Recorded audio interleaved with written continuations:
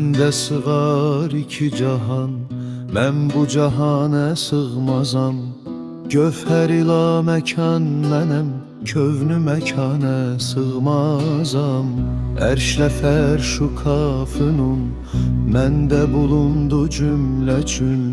Kəs sözünü və əbsəm ol, şərhü bəyana sığmazam.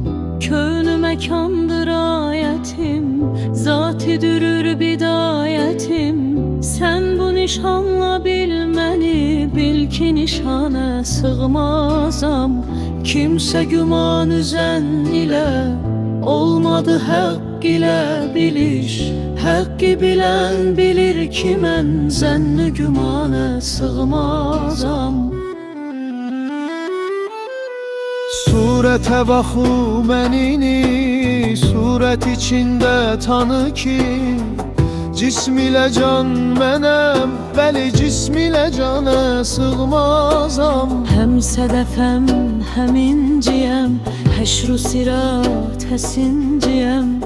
Bunca qumaş-ı rəxt ilə mən bu dükana sığmazam. Gənci nihan mənəm mənuş, eyni əyan mənəm mənuş.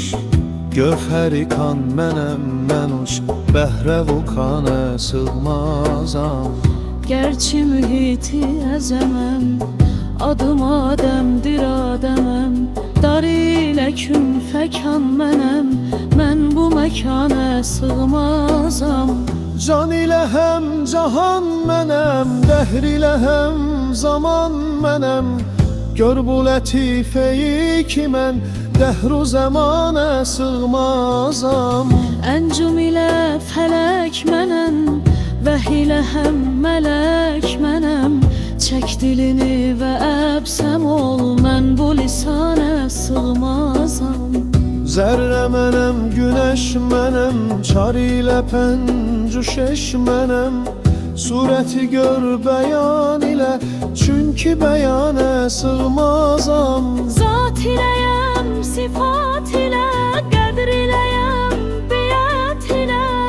Gül şəkərəm, nəbat ilə, bəstə dəhana sığmazam.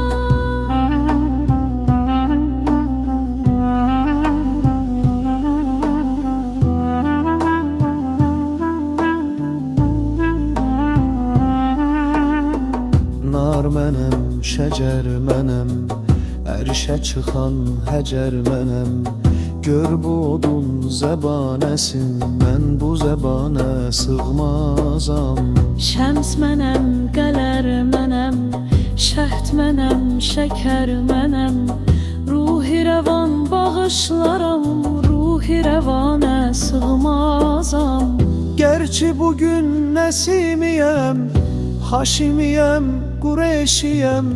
Bundan uludur ayetim, ayet-ü şanə sığmazam.